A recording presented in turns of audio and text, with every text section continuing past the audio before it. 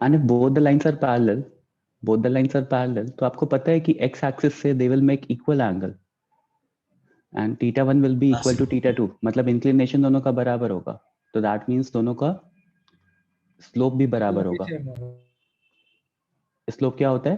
tan theta, tan of inclination, so that will also be equal. तो if two lines are parallel,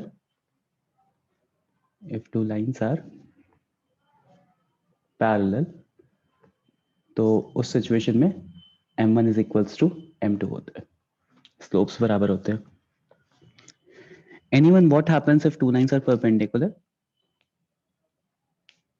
sir ये वापस समझा सकते हो, मैंने अभी ज्वाइन किया। अच्छा, मैं ये कह रहा था कि अगर दो लाइंस पैरेलल होते हैं तो उनका इंक्लिनेशन इक्वल होता है एक्स एक्सिस से, राइट? इक्वली एंगल पे इंक्लाइन होंगे एक्स एक्सिस से अगर दो लाइंस पैरेलल है तो, राइट देवांश? तो अगर दोनों का इंक्लिनेशन इक्वल है, एक्स एक्सिस से इक्वल एंगल बना रहे हैं, तो अगर उसका टैन लोगे तो वो भी इक्वल आएगा, तो दोनों का स्लोप भी बराबर होगा। Okay, thank you sir. Next कि वेरी गुड डोम, ये कौन है? हेमन, ये एचएम कौन है?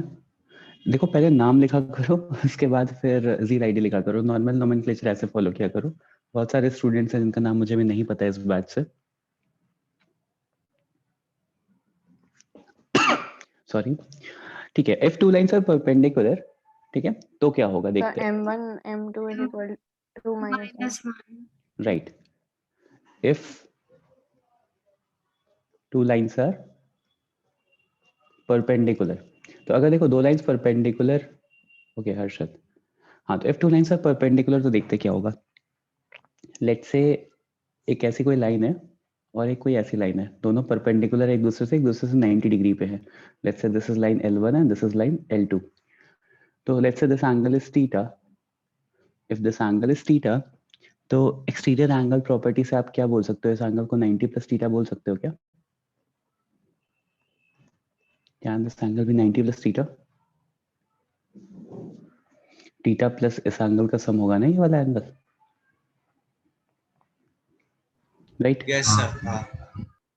अब अगर ये हो गया तो देखो, लेट्स से इसका स्लोप m2 था और इसका स्लोप m1 था, लाइन 1 का स्लोप m1 था और लाइन 2 का स्लोप m2 था, तो m1 is equals to tan theta, sorry m2 is equals to tan theta and m1 is equals to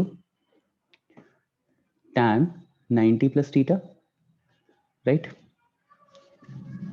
inclination का tan लेते हैं तो फिर स्लोप मिल जाता है, तो m1 को I can rewrite as cot theta minus cot theta, ठीक है, tan of 90 plus theta is minus cot theta, तो अब दोनों का product low m1 into m2, so that will be tan theta multiplied by minus cot theta which is equals to -1।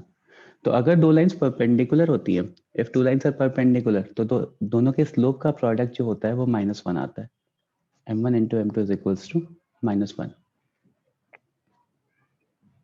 अगर दो lines parallel होती हैं तो उन दोनों का स्लोप इक्वल होता है। You have to remember these 2 points, मतलब पता ही होता है मोस्टली स्टूडेंट्स को, बट जिनको नहीं पता you have to remember these 2 points, क्योंकि अगर मुझे बोला है कि दो लाइंस आर परपेंडिकुलर और एक लाइन का स्लोप दिया है, तो that means by default I know the slope of the second line as well, क्योंकि अगर मुझे एक भी लाइन का स्लोप दिया तो सेकंड लाइन का slope will be -1 upon that line का स्लोप। तो अगर मुझे बोला है कि टू लाइंस आर पैरेलल और एक का स्लोप दिया है, तो bye default I know the slope of the other line, ठीक है? सॉरी। अच्छा, एक ट्रू और फॉल्स का क्वेश्चन है, बहुत सिंपल सा, कि if two lines are perpendicular then always m1 into m2 is equals to -1।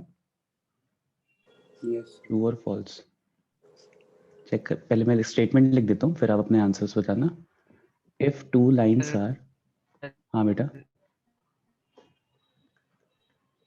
पिछली साइड दिखाई ना एक बार। Sorry Shrikant. Sir false.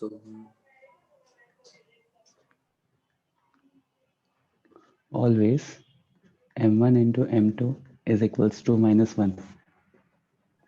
Sir false. False होगा? Yes sir. क्यों फॉल्स होगा?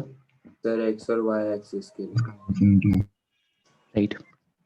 हमेशा ऐसा जरूरी नहीं है, two lines are perpendicular then always m1 is equal into m2 is not equal to -1। क्यों नहीं होता है? क्योंकि अगर मैंने कोई line parallel to y axis ले ली, कोई लाइन पैरेलल टू, लेट्स से मेरी कोऑर्डिनेट्स एक्सिस थी एंड मैंने कोई line parallel to y axis ले ली, तो इस लाइन का स्लोप tan 90 हो गया and tan 90 is not defined, tan 90 is not defined. तो अगर not defined multiply by x axis, zero से मल्टीप्लाई कर रहे हो या इस लाइन से परपेंडिकुलर कोई लाइन लोगे तो that will be parallel to x axis, right? तो अगर कोई line parallel to x axis है तो उसका स्लोप जीरो होता है, ये मैंने नोट करवाया हुआ है।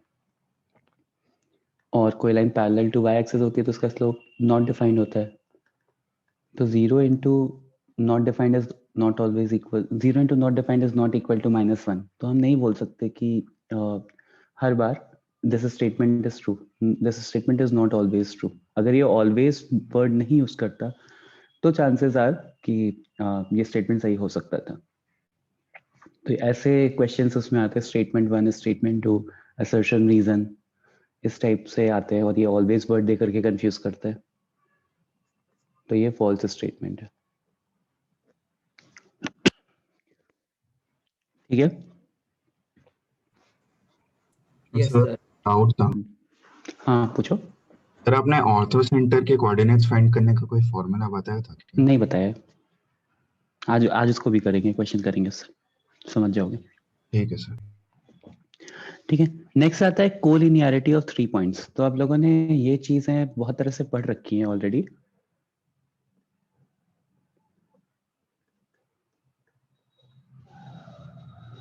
तो मेथड्स बताओ कैसे कैसे निकालते हो 3 पॉइंट्स को कोलिनियर प्रूफ स्लोप करने के लिए? इक्वल कर देंगे, स्लोप इक्वल कर देंगे, राइट? सर्कल का एरिया 0, ट्रायंगल का एरिया जीरो। डिस्टेंस और फॉर्मूला लगा देंगे। राइट, तीनों के डिस्टेंसेस निकाल के दिखा देंगे कि दो का सम तीसरा डिस्टेंस दिखा। राइट। ठीक है, तो एक मेथड है डिस्टेंस फॉर्मूला, ठीक है? डिस्टेंस फॉर्मूले में, हाँ कोई कुछ कह रहा है, सॉरी। पिछला वाला स्लाइड भी करने के बाद दिखा देंगे प्लीज। हाँ श्योर।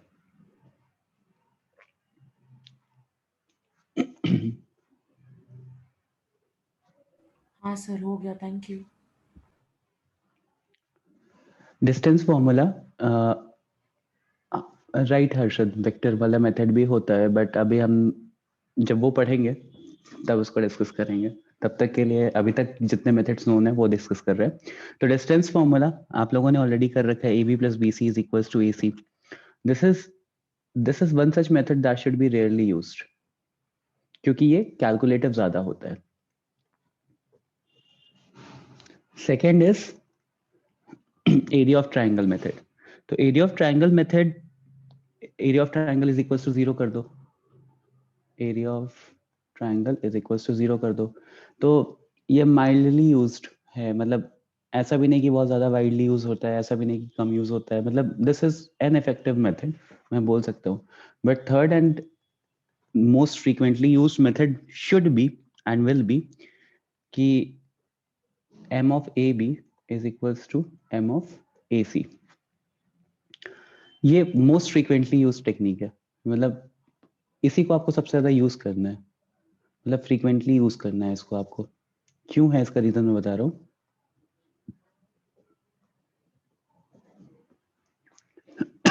जैसे मान लो एक्सक्यूज मी सर, हाँ यस सर वो स्लोप ऑफ AB होगा या slope of AB is equals to slope of AC होगा या BC होगा? वो तो कुछ भी निकाल लो, तीनों में सब से चलेगा। कोई भी दो सॉल्व करेंगे तो मिलेगा। कुछ भी निकाल लो, सब चलेगा। Okay sir. तो अच्छा, कोई बता सकता है कि क्या why this method should be more convenient as compared to other methods? Calculation बहुत कम निकालनी होती है। पड़ रही है। क्योंकि कैलकुलेशन बहुत इजी है। हाँ, और अगर सर एरिया ऑफ ये ट्रायंगल छोड़ आसान 0 बोलेंगे तो इसका मतलब ये भी नहीं है ना कि वो हमेशा कोलिनियर हो। क्यों नहीं होगा? कोलिनियर होगा यार। होगा ही ना, 0 हुआ तो ट्रायंगल। होगा। ट्रायंगल का वो तो हमेशा ही कोलिनियर होगा। इस मेथड से अच्छा। हमेशा ये नहीं बोल सकते हो कि कोलिनियर होगा। इस मेथड से ये बोल सकते हो कि पैरेलल होगा, बट कोलिनियर हमेशा नहीं बोल सकते। बस इन दोनों मेथड से तो हमेशा ही बोल सकते हो कोलिनियर होगा।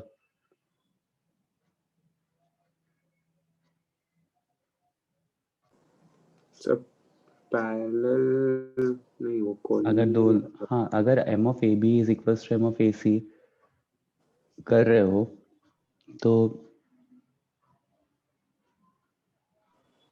सर वो कोलिनियर ही आएगा क्योंकि कोलिनियर ही एक होगा। हाँ, point m of common AB, है हाँ ना, हाँ, तो एक पॉइंट कॉमन है ना, राइट राइट राइट, एक पॉइंट कॉमन आएगा, कॉमन ही आएगा। लेकिन ये मेथड से इसलिए हो जाता है क्योंकि कैलकुलेशन सबसे पहले तो बहुत इजी होती ही है, ठीक है। कैलकुलेशन इज वेरी इजी, क्योंकि 2 पॉइंट्स अगर आपको गिवन है तो आप स्लोप बहुत इजीली निकाल सकते हो, ओरली निकाल सकते हो इनफैक्ट। और बस 2 लाइन में द क्वेश्चन इज कंप्लीट। यहाँ पे आपको एक्स मतलब सब वही सेम चीज आपको करनी होती है। जैसे यहाँ पे आप क्या करते हो, y2 minus y1 upon x2 minus x1 करते हो, इज इक्वल्स टू लेट्स से y3 minus y1 upon x3 minus x1 करते हो। और बेसिकली आप वही चीज कर रहे होते हो जो डिस्टेंस फॉर्मूले में हो रही होती है। इधर मल्टीप्लाई करोगे, स्क्वायर करोगे, और डिस्टेंस फॉर्मूले में भी तो यही करते हो ना, रूट हटा देते हैं चलो। तो AB plus BC is equals to AC, जब आप सबका डिस्टेंस फाइंड आउट कर रहे होते हो तो मोर और लेस आप यही सिमिलर चीज कर रहे होते हो। And but the calculation is much more complicated. तो अगर हमें स्लोप पता है और हम स्लोप का यूज कर रहे हैं तो सबसे ज्यादा फ्रीक्वेंटली यही चीज यूज होनी चाहिए आगे अभी से प्रूव करने के लिए। सेकेंडली क्या कहते हैं, कैलकुलेशन बहुत ज्यादा इजी हो जाती है। तो this this this method should always be used. जिसको नहीं पता था, now you guys will be using this method instead of these methods. Remember this thing कि एक पॉइंट कॉमन है, m of AB is equals to m of AC। m of BC कर लोगे तो उससे कुछ इफेक्ट नहीं निकलेगा, क्योंकि m ऑफ BC करने पे निकलेगा कि दोनों लाइंस पैरेलल हो रही हैं। No sir, M of BC कर देंगे तो B कॉमन पॉइंट हो जाएगा, मतलब कोई एक कॉमन रहना चाहिए। AB इज इक्वल्स टू, हाँ तब भी आ जाएगा राइट, क्योंकि B कॉमन हो तीनों जाएगा में से सिचुएशन कोई में। भी दो हाँ, दो तीनों में लग से एक जाएगा। पॉइंट तो हमेशा कॉमन आएगा ही। Yes. नेक्स्ट इज कि मिड पॉइंट फॉर्मूला सबको पता ही है। मिड पॉइंट फॉर्मूला अलग से बताने की जरूरत नहीं है मुझे, राइट? नहीं। No. ठीक है। मिड पॉइंट फॉर्मूले में जिसको प्रॉब्लम है वो सेक्शन फॉर्मूला जो मैंने पढ़ाया था उसमें m और n same none. Same value रख दो। ओम सॉरी, मुझे आपका क्वेश्चन समझा नहीं। पैरेलल की जगह ऑपोजिट भी हो सकता है ना, AB सर और BC। AB और BC का स्लोप निकालेंगे तो मतलब पैरेलल नहीं होगा लेकिन अपोजिट हो सकता है ना। स्लोप ऑपोजिट हो सकता है, क्या मतलब है बेटा? मैं समझा नहीं, सॉरी। सर वो लाइंस अपोजिट हो सकती हैं ना। लाइन वो एक ही लाइन लाइन, होगी ना। अरे लाइन हाँ, वो थोड़ी ना, वेक्टर वेक्टर में। थोड़ी ना, हाँ वेक्टर ही ठीक है है ना। सर। ओके, नेक्स्ट इज मैंने आप लोगों को कुछ चीजें नहीं बताई है, जैसे ऑर्थो सेंटर कैसे निकालते हैं, ठीक है? तो before moving on to that, solve this question. एक ए पॉइंट है 1 कॉमा, नहीं ए पॉइंट नहीं लो, let 1 comma 2, 2 comma 7 and 3 comma 4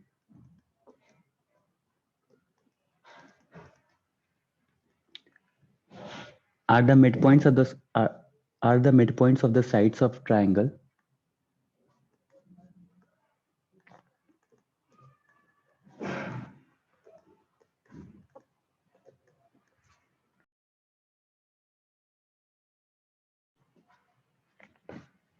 find the coordinates of vertices of triangle.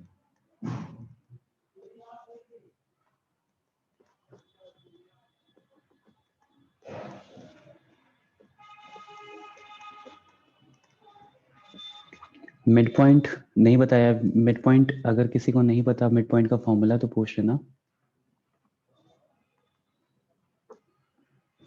x plus Y by 2 होता है वैसे तो, मतलब x1 प्लस x2 बाई 2 होता है।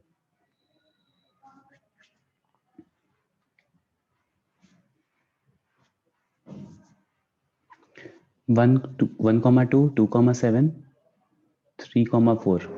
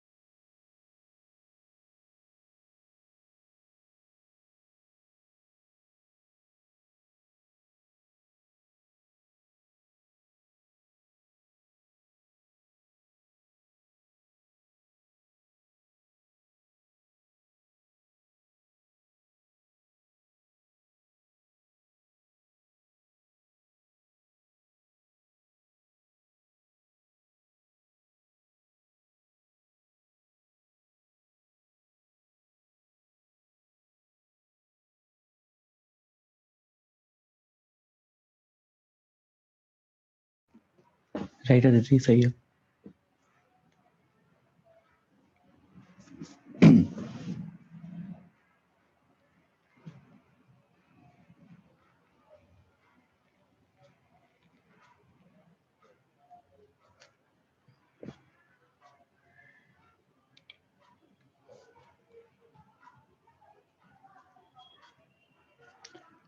आदित्य पहला वाला गलत आया, सर वो बाकी दोनों सही। -1 के बाद ब्रैकेट है वो अच्छा 0 अच्छा, type. Okay okay okay.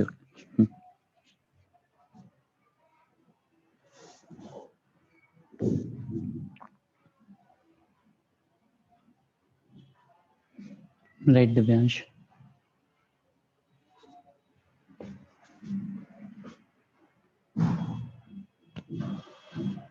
Right Shankar, सही है आना।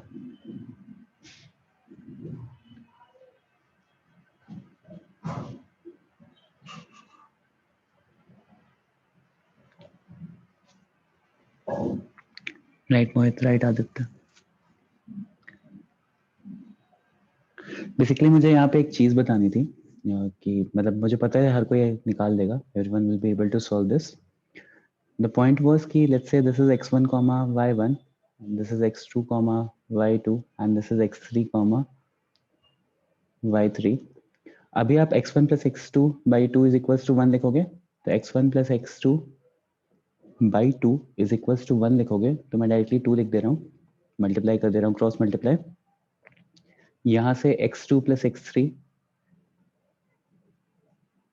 by 2 is equals to 2 लिखोगे, तो मल्टीप्लाई करके 4 लिख दे रहा हूँ, और यहाँ x3 plus x1 is equals to 3 लिखोगे, तो मैं डायरेक्टली 6 लिख दे रहा हूँ। अब अगर आप एक की वैल्यू दूसरी जगह सब्स्टिट्यूट करोगे ना, तो that is not the right way to solve this question. हम यहाँ पे क्या करेंगे, हम तीनों को ऐड कर लेंगे। हाँ, तीनों को ऐड कर लो, तीनों को नहीं, तीनों को ऐड ही करो। ऐड बोथ द इक्वेशंस, तो आपको क्या मिलेगा, ऐड ऑल थ्री इक्वेशंस, तो आपको मिलेगा twice of x1 plus x2 plus x3 is equals to 24, या x1 plus x2 plus x3 is equals to 12। 12 ना, किया इन दोनों ऐड करके 12 आएगा। 12 होगा। 12 होगा। अच्छा 12 आ रहा है, सॉरी। हाँ 12 आ रहा है, डिवाइड बाई 6 हो जाएगा। तो अभी यहाँ पे हम क्या करेंगे ना, x2 प्लस x3 की वैल्यू अगर 4 सब्स्टिट्यूट कर दो तो x1 इज इक्वल्स टू 2 आ जाएगा। सिमिलरली x3 प्लस x1 की वैल्यू अगर 6 सब्स्टिट्यूट कर दो तो x2 इज इक्वल्स टू 0 आ जाएगा। And similarly x1 plus x2 की वैल्यू 2 सब्स्टिट्यूट कर दो तो x3 इज इक्वल्स टू 6 आ जाएगा। तो sorry, x3 is equals to 4 आ जाएगा। तो डायरेक्टली करो, irrespective of solving these three equations कि x1 की वैल्यू x2 की वैल्यू यहाँ से यहाँ सब्स्टिट्यूट करोगे, फिर इन दोनों इक्वेशन को साइमल्टेनियसली सॉल्व करोगे, दैट इज द लेंदी वे। हम ऐड नहीं कर सकते मतलब कर सकते हो, मतलब ये ज्यादा add कन्वीनियंट subtract मेथड। अच्छा ठीक है इक्वेशन हाँ हाँ, ये ज्यादा कन्वीनियंट मेथड है।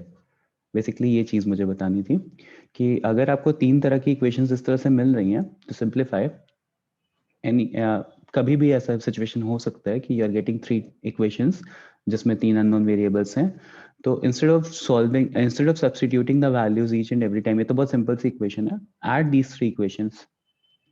ऐड करने के बाद से ना रिप्लेस x2 प्लस x3 को 4 से रिप्लेस कर दो तो x1 is equals to directly मिल जा रहा है आपको 2, तो ये ज्यादा कन्वीनियंट मेथड होता है। ठीक है, सिमिलरली आप y कोऑर्डिनेट्स भी फाइंड कर लेना, मैं आंसर यहाँ लिख दे रहा हूँ 2, -1, 0, 5 एंड 4, 9। ओके, अच्छा इस ट्राइंगल का सेंट्रॉइड निकालना।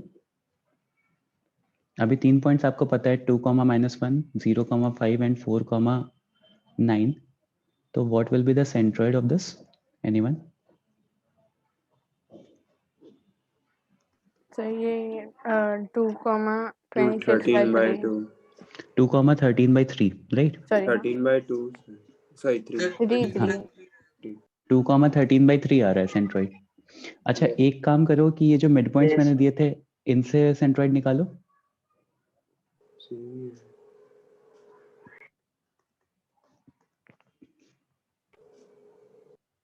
सेम आ रहा है क्या? हाँ सेम आ रहा है ना, तो इस पॉइंट को लिख लो। या अगर मान लो मैं यूजुअली क्या होती है, अप्रोच क्या होती है कि अगर मुझे मिड पॉइंट्स दिया रहता है तो हम वर्टेक्स फाइंड करके फिर उसके बाद सेंट्रॉइड निकालने जाते हैं, बट नहीं, हम डायरेक्टली भी निकाल सकते हैं। तो centroid of a triangle is same as centroid of the triangle formed by joining the mid points of the given triangle. Statement लिख लो कि centroid of a triangle is same as centroid of the given as centroid of the triangle formed by centroid of the triangle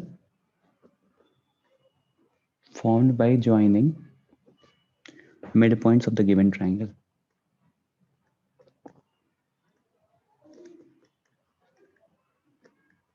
अगर मुझे mid points given है तो आप directly centroid निकाल सकते हो, आपको लेंदी वे से अप्रोच करने की जरूरत नहीं है। Also this statement can be given in assertion reason or statement 1 statement 2 type of questions.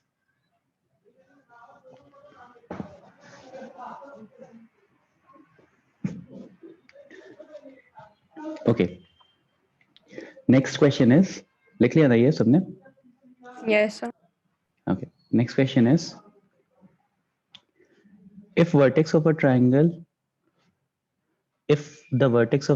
1, 1, एक second, if the vertex of a triangle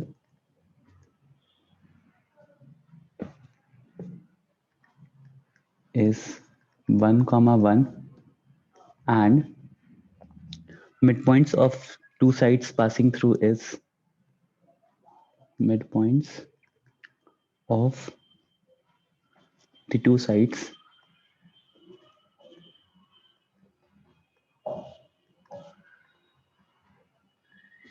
passing through is -2, 3 and 5, 2,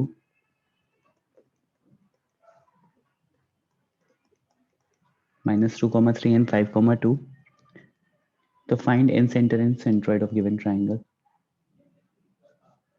In center and centroid.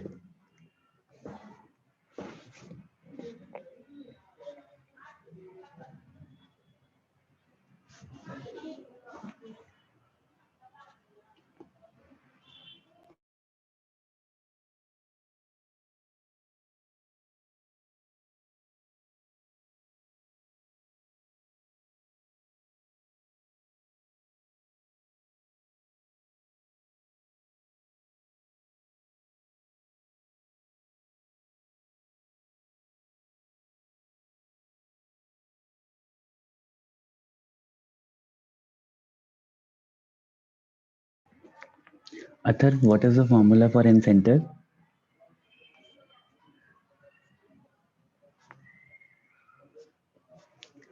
Amrita, what is the formula for n center? Sir Yes. Sir वो two sides के बाद आपने passing लिखा है क्या? हाँ, passing through is, ठीक है and midpoints of the two sides passing through is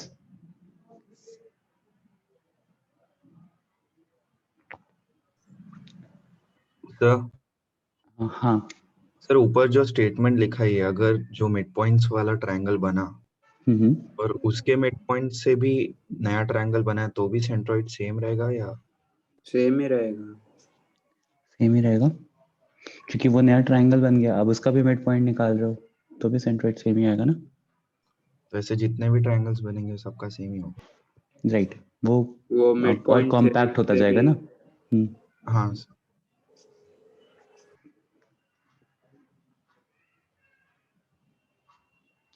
Krishita, what is the formula for in center? वो 8-10 स्टूडेंट्स ही हैं जो रिस्पॉन्स देते हैं। Nandini, Yes, sir. what is the formula for in center बेटा? 1 plus px 2 plus cx Right. 1 by 2 by 3.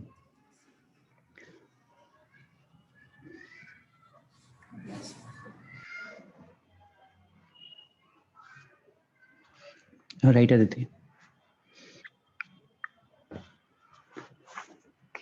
तो centroid निकालना बहुत simple सा है। पहले तो तीनों ट्रायंगल के पॉइंट्स निकाल लो और राइट हो, उसके बाद फिर सेंट्रोइड निकल जाएगा आपसे। इन सेंटर इज इक्वली इजी, बस थोड़ा ज़्यादा कैलकुलेटिव होते हैं। You have to find the distance between all the three vertex of the triangle.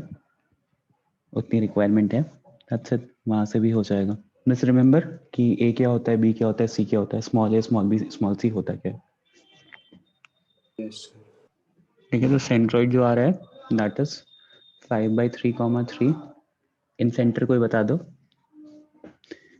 अच्छा, इन सेंटर को किससे डिनोट करते हैं? सेंट्रोइड को G से डिनोट करते हैं, ऑर्थो सेंटर को H से, H इन सेंटर को I आई और सर्कम सेंटर O। O याद रखना ये चारों। एक्स सेंटर को E1, E2 और E3 से डिनोट करते हैं।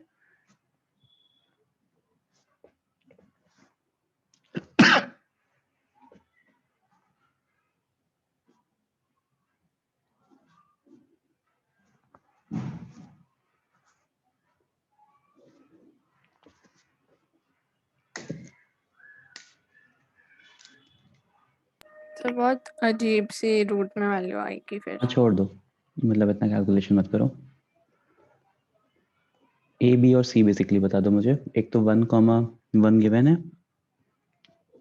-5, सर 9,3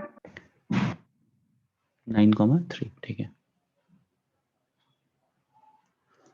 बाकी आप इन सेंटर निकाल सकते हो। Formula is ax1 plus bx2 plus cx3 upon a plus b plus c। Remember यहाँ पे x1 जो होता है ना वो इसका कोऑर्डिनेट होता है a का। जो एक जैसे ये साइड a हो गई स्मॉल a, इसके ऑपोजिट वाला जो होता है वो x1 होता है। अगर ये साइड आपने b माना है तो इसके ऑपोजिट वाला विल बी b। तो सबका एक सिग्निफिकेंस है, तो सही से लिखना उसको। फॉर्मूले में अगर इधर उधर करोगे तो वैल्यूज गलत आएंगी। Okay, next is ortho centre of a triangle. तो अगर मेरे पास लेट्स से 3 वर्टेक्स गिवन है तो ऑर्थो सेंटर कैसे निकाल सकते हैं? सर। एक मिनट बेटा, हाँ बोलो। तो इन सेंटर का कोई और मतलब फॉर्मूला नहीं है क्या? ये पूरा लेंदी चीज हमेशा करना पड़ेगा? हाँ, हमेशा करना पड़ेगा। दैट इज व्हेन सेंटर निकालने को भी कम आता है। अच्छा ठीक है। Next is ortho centre. Ortho centre के लिए मैंने कभी कुछ बताया नहीं, तो जैसे मान लो I have a triangle, vertex भी ले लेते हैं, ए बी और सी है। ए is let's say 1,2, this is 3,4 and let's say this is 7,3. Sir एक मिनट पिछला क्वेश्चन हो गया सर। तो 1,2 3,4 एंड 7,3 ये मेरे पास 3 वर्टेक्स गिवन है। तो how can we find the ortho center? Anyone? Sir पहले हम सेंट्रोइड निकाल सकते हैं, फिर हम सर्कम सेंटर निकाल सकते हैं, फिर वो उनपे Euler's line. सेक्शन फॉर्मूला लगा सकते हैं यूलर्स लाइन Euler's के line. थ्रू। ओके आप लोग हाँ बहुत लंबा है। कि वर्टेक्सेस से पहले स्लोप निकाल सकते हैं और हमें पता है कि जो वो अपना रहता है ऑर्थो सेंटर वो एल्टीट्यूड्स पे रहता है, तो फिर हम एल्टीट्यूड्स का स्लोप -1 का रेसिप्रोकल एंड स्लोप्स का कर सकते हैं। Right very good. तो कोई भी स्लोप्स लेकर हो जाए।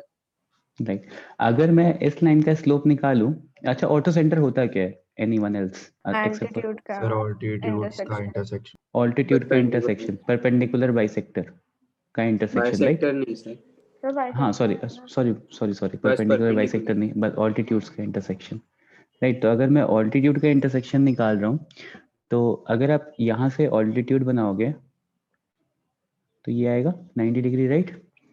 सिमिलरली अगर आप यहाँ से बनाओगे वैसा कुछ आएगा 90 डिग्री।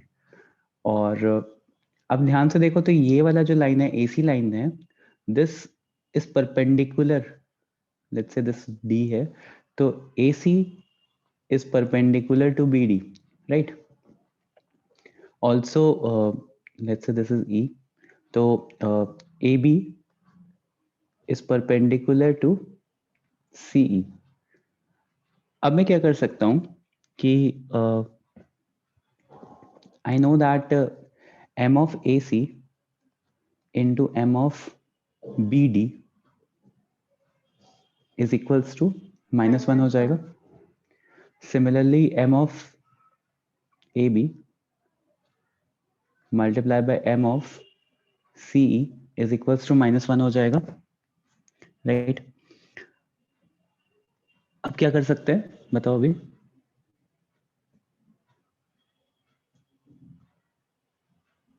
सर हम इससे छोटा सा और शॉर्टकट कर सकते हैं कि सपोज हमने अज्यूम कर लिया कि जो ऑर्थो सेंटर है उसके पॉइंट्स H comma K, तो डायरेक्टली उसके स्लोप से कर सकते हैं। जैसे अगर उस पॉइंट को हम लोगों ने ओ अज्यूम कर लिया तो फिर OD से कर देंगे हम लोग सीधा, राइट? अगर इंस्टेड ऑफ C, सिंस मैंने कोलिनियरिटी भी आप लोगों को बताई है, एंड सिंस क्या कहते हैं कोलिनियरिटी में मैंने आप लोगों को बताया था कि M of AB is equals to M of AC, M of AB into is equals to M of AC बताया था। तो similarly you can say that M of BD जो है, M of BD जो है, that is also equals to collinearity of 3 points वाले उससे M of BH, right? M of BD is equals to M of BH। अभी मैंने collinearity of 3 points बताया है यहाँ पे, ठीक? तो उसको यूज करके हम ये भी लिख सकते हैं। तो instead of finding this whole BD and D point निकालने के, हम BD की जगह BH भी यूज कर सकते हैं। तो मेरे पास फॉर्मूला क्या हो जाएगा? M of AC into M of BH is equals to -1। यहाँ पे M of BH H और K के टर्म्स में आएगा, ठीक है? Similarly you will have M of AB multiplied by M of CH is equals to -1। And यहाँ से आपको फिर H और K की वैल्यूज निकालोगे उसके टर्म्स में निकल जाएगा। तो एक बार सॉल्व करो, सिंप्लीफाई करो these two equations and find the value of H and K। काफी सिंपल हो जाता है यहाँ से।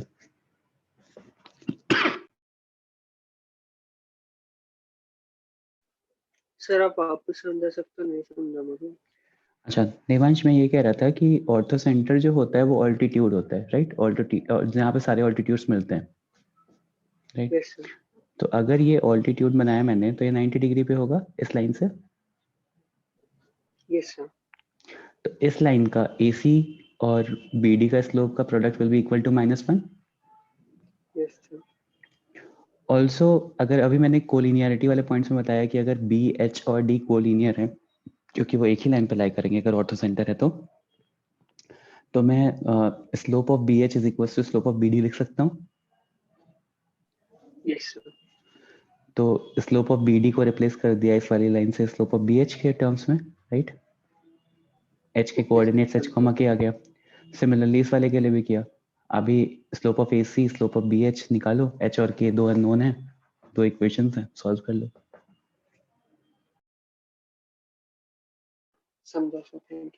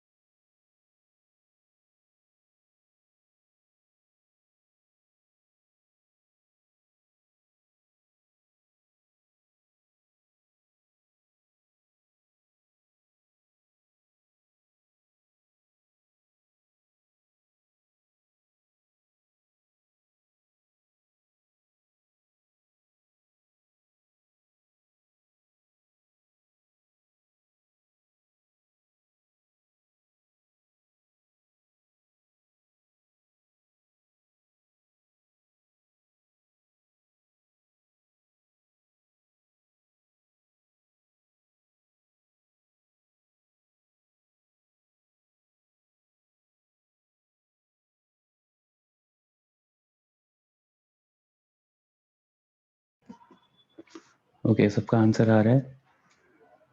H will not be centroid Manoj, H will be the ortho center.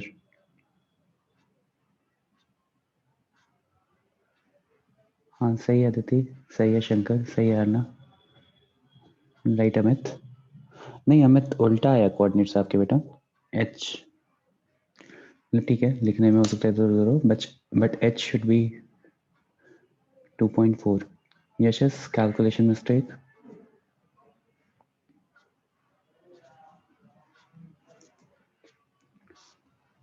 तो यहाँ से अगर निकालोगे तो m of AC कितना आ गया? Right Aditya. Sir 6 upon 1 that is 6 multiply by m of BH कितना आ जाएगा? 7 minus h upon 3 sorry y2 minus y1 3 minus k upon 7 minus h is equals to -1। यहाँ से एक इक्वेशन मिलेगी h और k की, सेकेंड सिमिलरली यहाँ से मिलेगी, तो ये आ रहा है आपका 1 minus 3 minus 2 अब सॉरी 2 minus 4 minus 2 1 आ रहा है ये इंटू m of ch, तो h minus 3 अपॉन, वापस से मैं उल्टा लिख रहा हूँ, k minus 4 upon h minus 3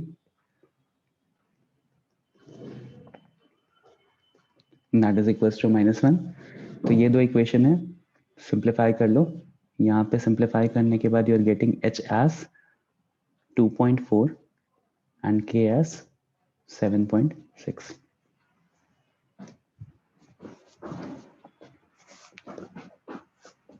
आप लोगों को ऐसे क्वेश्चंस मिले होंगे उसमें जो मैंने होमवर्क दिया था। बहुत ज्यादा थे। हाँ बहुत ज्यादा कैलकुलेटिव भी रहे होंगे। तो यूलर्स लाइन लगा लगा के दिमाग पक गया।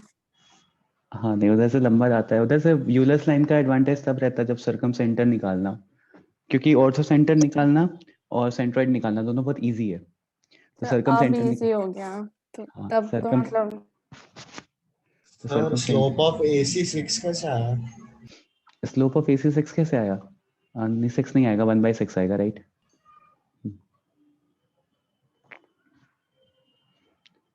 3 minus 1 1 7 minus 1 6 1/6 आएगा। ये तो जिसने छोड़ रखे थे वो क्वेश्चन सभी से वापस से कर लेना, ऑर्थो सेंटर वाले। एक्चुअली उस दिन लेक्चर खत्म हो गया था, नहीं तो मैं लेक्चर यहाँ पे एंड करता, मतलब टाइम कंप्लीट हो गया था। ठीक है, एक और क्वेश्चन कर लो।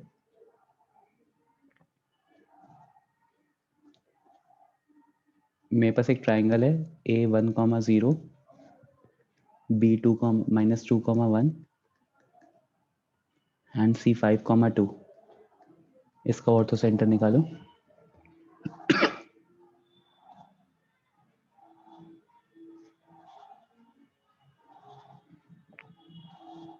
अच्छा, एक और चीज याद रखना कि यूजुअली 2 के इंटरसेक्शन से हो जाता है, तीसरे की जरूरत नहीं पड़ती है, क्योंकि तीसरा भी यहीं पे इंटरसेक्ट करेगा ना, इसी h कॉमा k पे आकर के। तो you just have to solve 2 equations.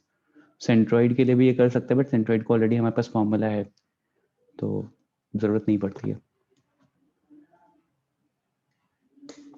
1,0 minus 2,1 and 5,2। Sir वो पीछे वाले क्वेश्चन में एच और के की वैल्यू फ्रैक्शन में रखो तो भी चलेगा? हाँ चलेगा, 12/5। जैसा भी ऑप्शन गिवन हो आपको तो वैसा मिलेगा ना ऑब्जेक्टिव।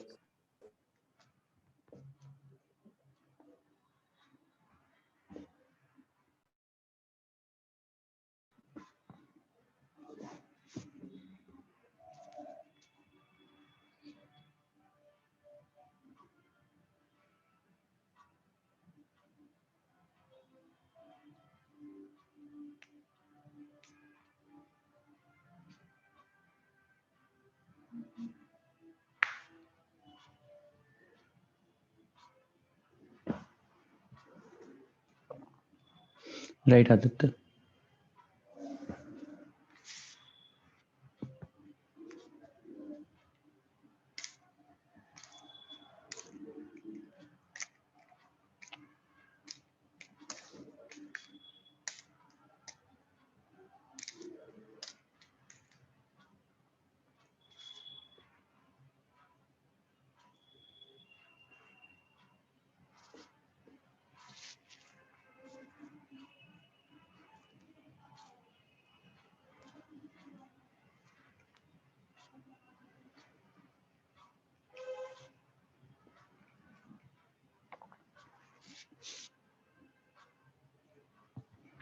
सबका आ गया ये ऑर्थो सेंटर, ये वाला?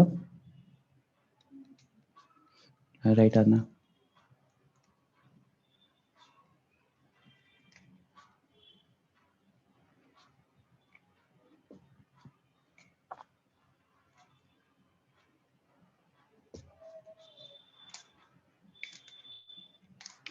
दिव्यांश,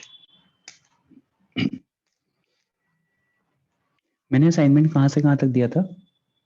सर डीपीपी एक दिया था और उसमें 84 क्वेश्चंस ऐसा कुछ। 84 क्वेश्चंस पूरे दिए, 84 पूरे दिए थे। और डीपीपी 1 दी थी। ओके।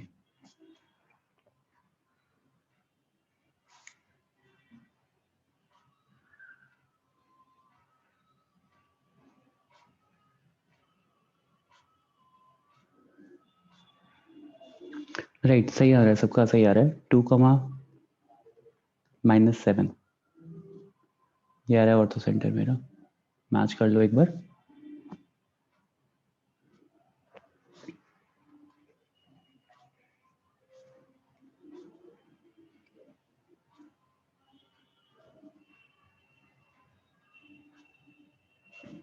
और इसे प्लीज सॉल्व कर देंगे?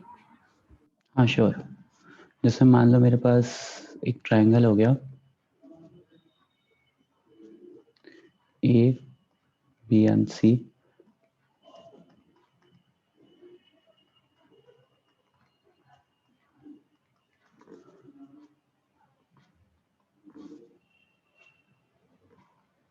लेट्स से ये दोनों निकाल रहे हैं, इनका कॉमन पॉइंट ऑर्थो सेंटर हो जाएगा h, के। तो स्लोप ऑफ AC निकालोगे तो कितना आएगा? 2/4 multiply by slope of this B into H निकालोगे तो क्या आ जाएगा? K-1 upon H plus 2 is equals to -1। एक इक्वेशन यहाँ से मिलेगी। Second equation will be slope of this line BC. The slope of BC will be 1/7 multiplied by K-0 will be K upon H-1, that is equals to -1। तो यहाँ से आप ध्यान से देखो तो K is equals to -7H plus 7 आ जाएगा। ये वैल्यू यहाँ सब्सटीट्यूट कर लो, H के लिए सिंप्लीफाई कर लो, मिल जाएगा आंसर। ऑर्थो सेंटर का कोऑर्डिनेट्स ये आ रहा है। ठीक है, ठीक है Abigail. Yes sir, thank you. Okay, next is कि एक क्वेश्चन और करो। A straight line passing through origin, a straight line passing through origin bisects the line passing through given points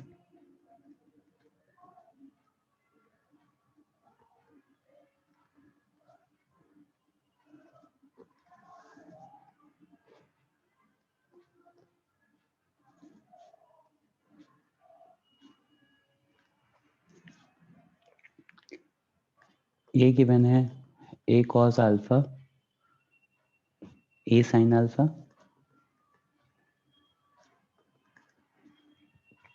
and b given है a cos beta, a sin beta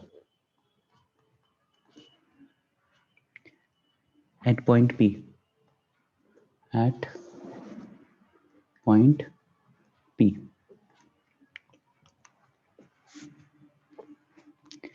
Prove that OP is perpendicular to AB. Prove that OP is perpendicular to AB. एक बार question पढ़ो, देखो क्या कह रहा है। Sir ओ वो origin है ना? हाँ ओरिजिन है वो।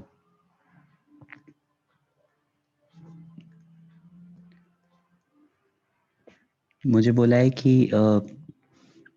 एक लाइन है ए बी, ठीक है मेरे पास, उसकी कोऑर्डिनेट्स गिवन है आपके पास, और ओरिजिन से एक लाइन ड्रॉ किया है जिसको बाइसेक्ट कर रही है एट पी पे, ठीक है, पी पे बाइसेक्ट कर रहा है, और आपको प्रूव करना है कि O P is perpendicular to A B. कुछ इस टाइप का क्वेश्चन है।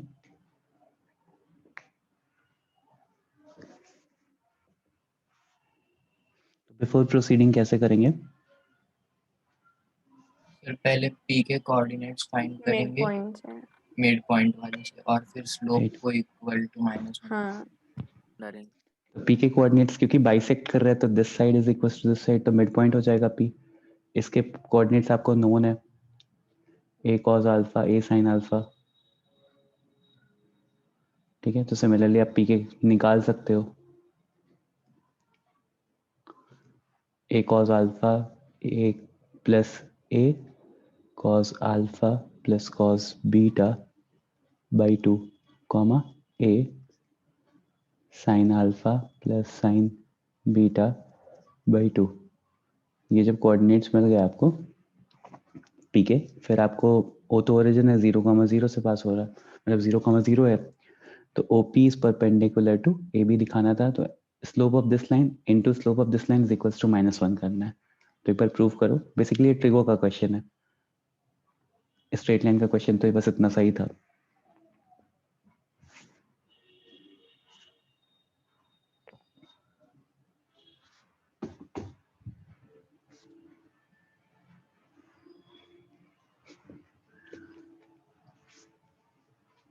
जिसका हो जाएगा डन लिख देना चैट सेक्शन में। Okay Shankar.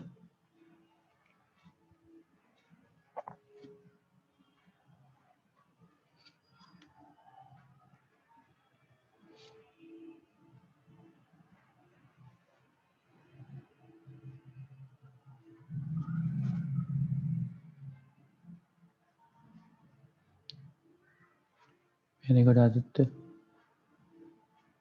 Very good Manoj.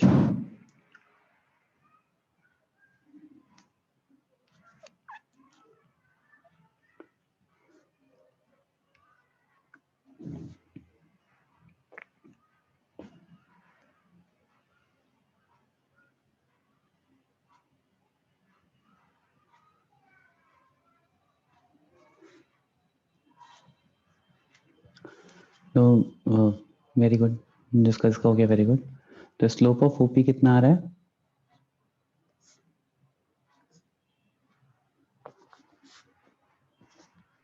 sin alpha plus sin beta by cos alpha plus cos beta. Sin beta by cos alpha plus cos beta. And slope of AB? Sin beta minus sin alpha by cos beta minus cos alpha. Sin beta minus sin Beta, alpha. हाँ. Cos beta minus cos alpha होगा ना? हाँ. आप दोनों का product दोनों को multiply करोगे, -1 दिखाना है, तो बेसिकली आपको ये चीज मिल रही है, sine square alpha minus sine square beta. तो sin square beta minus sin square alpha. Sine square beta minus sine square alpha upon cos square Cos beta square minus. beta, हाँ. ऑल्टरनेटिव भी मिल सकता है, कुछ लोग परेशान मत होना, अगर आपने इसको माना होगा तो sine alpha minus sign beta भी मिल तो जाएगा. एंड में किसी एक केस में टर्न करके वो -1 आ जाता है. राइट. अच्छा, ये कोई बताएगा मुझे, apart from the ones who usually answer, sine square beta minus sine square alpha को क्या लिख सकते हैं? सर वही 1 माइनस कॉस स्क्वायर बीटा और 1 माइनस कॉस स्क्वायर अल्फा लिख के हो जाएगा. वहां से भी हो जाएगा. Okay. Apart from 2 that sin a plus b by 2 into sin a minus b by 2. 2 sine, आप लोगों ने वो पढ़ा sine square A minus sine sin a square B. plus b into sin a minus b, right ऐसा कुछ था. Right right right. Yes sir. बस यही चीज यहाँ पे इम्पोर्टेंट है. इसको हम sine of A plus B into sine of A minus B लिख सकते हैं, और डिनोमिनेटर को minus of sine A plus B into minus of sign into sine of A minus B. एक माइनस साइन आ जाता है बस. प्रूफ कैसे करेंगे? सर ये कॉस का नहीं बता रहा हूँ. बताया गया होगा, सर बताया था लेकिन मतलब अल्फा प्लस बीटा रहेगा, ये ए प्लस बी नहीं रहेगा. चेंज कर लेना इसको, समझ लेना. Yes sir. ये कैंसिल आउट होकर के -1 हो जाएगा. ठीक है, तो remember this thing is very important. मतलब 1 माइनस कॉस स्क्वायर से कैसे हो जाएगा? दोनों एंगल्स तो अलग अलग हैं. पता नहीं 1 माइनस कॉस स्क्वायर से कैसे हो रहा था बेटा, बताओ. सर वो 1 माइनस, हाँ हो तो रहा है ना, 1 माइनस कॉस स्क्वायर बीटा लिखोगे इसको, और इसको भी 1 माइनस साइन स्क्वायर अल्फा. और फिर वापस minus cos square beta plus cos cancel square हो जाएगा. alpha हाँ आता हो है. रहा है, वहां से भी हो रहा है. राइट. ठीक है, तो ये -1 आ रहा है ऐसे. But remember this thing, sine of A plus B into sine of A minus B is sine square A sine square B minus sine square A. Yes sir. Okay. DPP2 ये homework रहेगा. मैं मतलब पढ़ा रहा हूँ अभी, और यहाँ तक जितना भी पढ़ा दिया ये DPP2 में सारे क्वेश्चंस कवर हो जाएंगे. Okay, next topic is polar coordinates.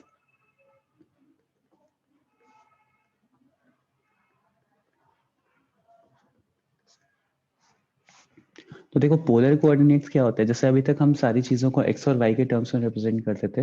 Basically काफी कुछ फिजिक्स से मिलता जुलता है, जो आप लोगों ने पढ़ रखा है पहले से ही. तो अभी तक हम कार्टेशियन कोऑर्डिनेट्स पढ़ते थे. कार्टेशियन में हम क्या करते थे, सारी चीजों को एक्स और वाई के टर्म्स में रिप्रेजेंट करते थे. जैसे अगर मैंने बोला 2,1, तो you guys had an clear image कि 2,1 क्या होता है, कि एक्स एक्सिस पे 2 यूनिट्स चले, वाई एक्सिस पे 1 यूनिट चले, and I got the point 2,1. But ये तो नॉर्मल कार्टेशियन सिस्टम होता है. वेरएस कई बार ऐसा हो जाता है कि चीज़ों को पोलर कोऑर्डिनेट्स में लिखने में, पोलर रिप्रेजेंटेशन करने पे, या मतलब पोलर रिप्रेजेंटेशन होता क्या है बेसिकली, पहले वो बता देता हूँ. इसमें हम डिस्टेंस और एंगल के टर्म्स में, रेडियस या एंगल के टर्म्स में रिप्रेजेंट करते हैं. राइट आदित्य? डिस्टेंस और एंगल के टर्म्स में रिप्रेजेंट करते हैं कोऑर्डिनेट्स को. कैसे करते हैं अभी वो बताऊंगा. बट कई बार क्या हो जाता है ना, कि डिस्टेंस और एंगल अगर मुझे पता हो तो कैलकुलेशन ज़्यादा इजी हो जाती है, बिकॉज ट्रिग्नोमेट्री आपको बहुत तरह से क्वेश्चन को सॉल्व करने की ट्रिक्स बताता है as compare to algebra. Algebra में सॉल्व करते करते कई बार फंस सकते हो. ट्रिगो में क्या होता है कि अगर फॉर्मूले पता हैं या कन्वर्जन सारे आते हैं या सही से सीख रखी है, सही से पढ़ रखी है, तो you have so many formulas मतलब टू सिंप्लीफाई द इक्वेशंस. तो दैट इज वाई कई बार पोलर कोऑर्डिनेट्स बहुत हेल्पफुल हो जाते हैं. तो पोलर कोऑर्डिनेट सिस्टम में क्या होता है और कार्टेशियन कोऑर्डिनेट सिस्टम में क्या होता है, एक बार लिख लो कि Cartesian system this is polar system. इसमें हम चीज़ों को एक्स कॉमा वाई के फॉर्म में रिप्रेजेंट करते हैं, मतलब कोऑर्डिनेट्स के फॉर्म में रिप्रेजेंट करते हैं। यहाँ पे हम आर और थीटा के फॉर्म में रिप्रेजेंट करते हैं, फिर R is the distance from origin या radius basically, and theta is the angle. With angle कहाँ से? Positive X axis. ठीक है, पॉजिटिव एक्स एक्सिस से। तो यहाँ पे R is distance from origin, distance of given point from origin, and theta is angle made with positive x-axis.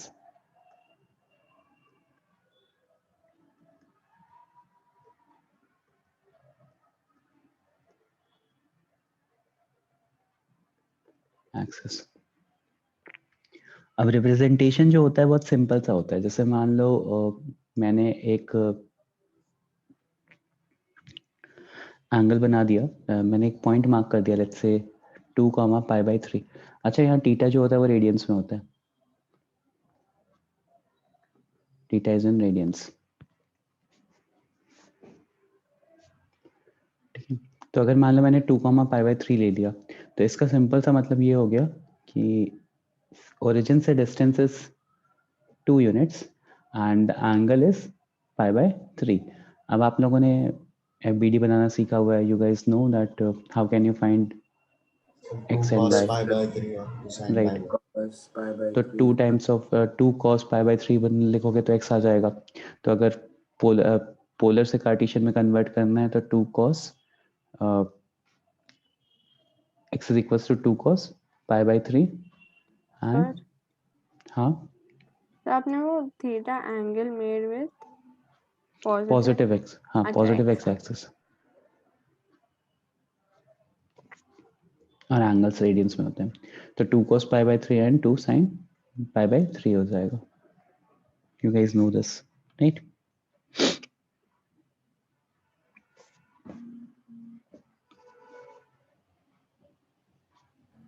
Sir आपने अभी जस्ट क्या बोला, कंपोनेंट्स ले गया? हाँ, कंपोनेंट्स ही लेना। देखो मुझे अगर x यूनिट चाहिए कि x कितना होगा तो 2 cos π/3 होगा ना। Okay okay. सिमिलरली अगर y चाहिए तो 2 sin π/3 हो जाएगा।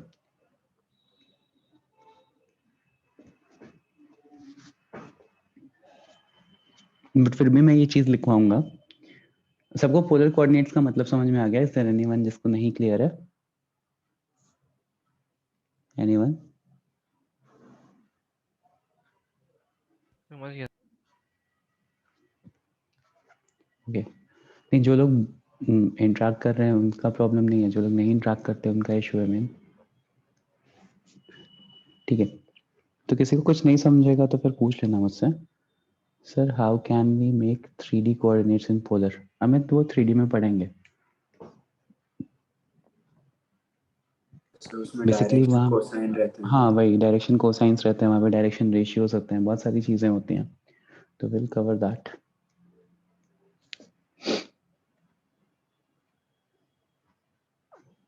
ओके, तो next is conversion of polar coordinates to cartesian system, जो मैंने ऑलरेडी बता दिया, बट स्टिल एक बार लिख लो, स्टेप्स लिख लो जिससे कि याद रहे। Conversion of polar coordinates to cartesian coordinates.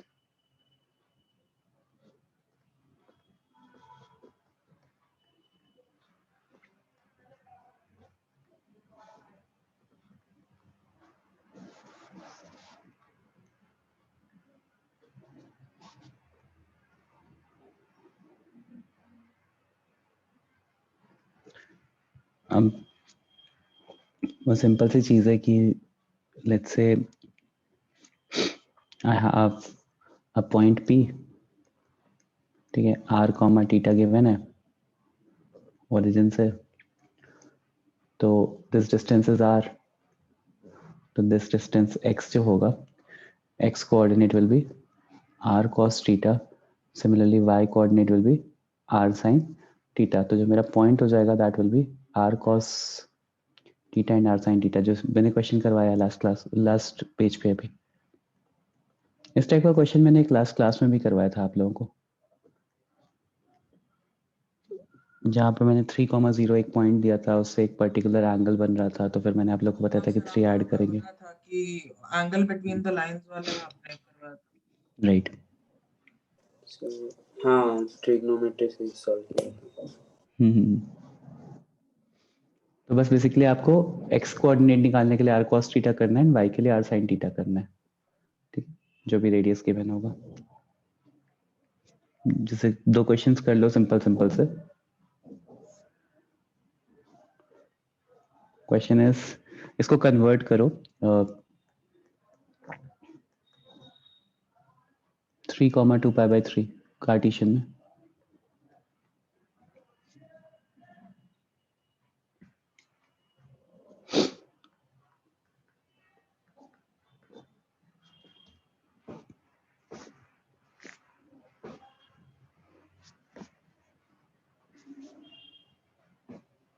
Sir angle नहीं बताया। एंगल बता तो दिया 2π/3। नहीं डायग्राम। अच्छा वो सॉरी, तो इसमें हमें वो कोऑर्डिनेट्स निकालने हैं। हाँ इसमें कोऑर्डिनेट्स निकालने हैं, मतलब कार्टेशियन सिस्टम में बताना है।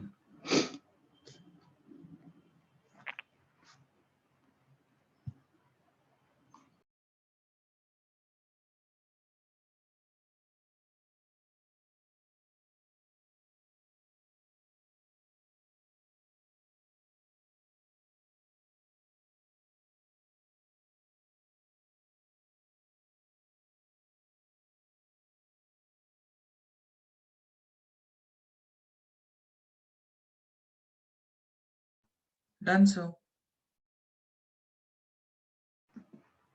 अब एक बार चैट सेक्शन में आंसर लिखना।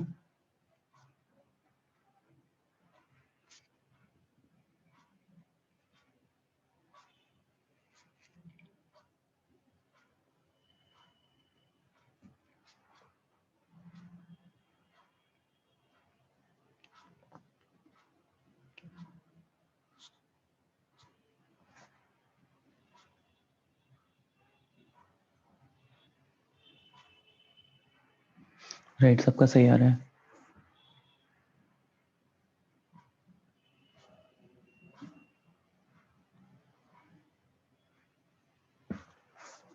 राइट आदित्य।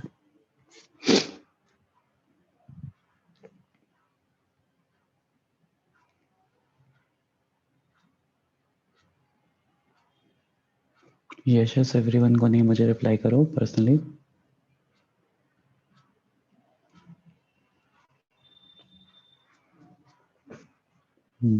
हाँ सही है, सबका सही आ रहा है। राइट, तो 3 cos 2π/3, cos 2π/3 कितना होता है?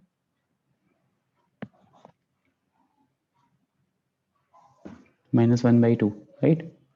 तो -3/2 एंड 3 sin 2π/3, sin 2π/3 होता है √3/2। ये इसके कोऑर्डिनेट्स आ गए। और 4 cos -π/4, तो cos -π/4 कितना होता है? 1/√2।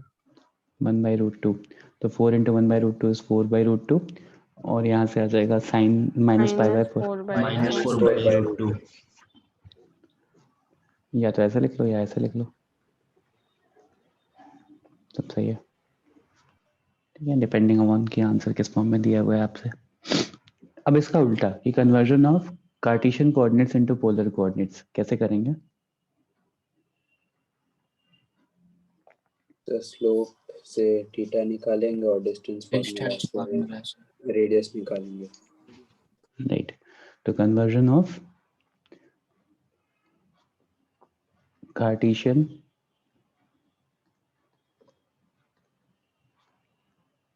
Coordinates into polar coordinates. अब देखो मेरे पास कार्टेशियन कोऑर्डिनेट्स गिवन है, तो लेट्स से x, y पता होगा मुझे, तो आप लोगों को बेसिकली डिस्टेंस निकालना है, रेडियस निकालना है, सेंटर से डिस्टेंस निकालना है। सेंटर आपको पता है ओरिजिन हो गया 0,0।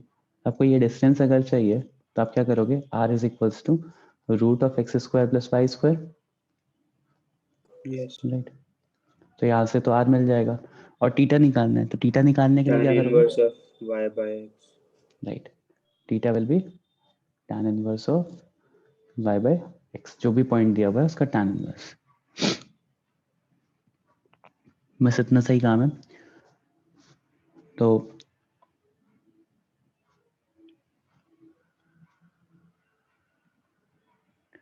अच्छा, एक और चीज, tan इनवर्स का आप लोगों ने अभी नहीं पढ़ा होगा, राइट? तो मैं दूसरे तरह से बताता हूँ इसको, क्योंकि अभी सबने tan इनवर्स नहीं पढ़ा होगा। अगर tan इनवर्स -1/√2 में बता दूंगा तो फिर शायद हम नहीं निकाल पाओगे, या tan इनवर्स -1 पूछूंगा, कुछ लोगों को आइडिया होगा, कुछ को नहीं होगा, इसके लिए मैं दूसरे में बता रहा हूँ।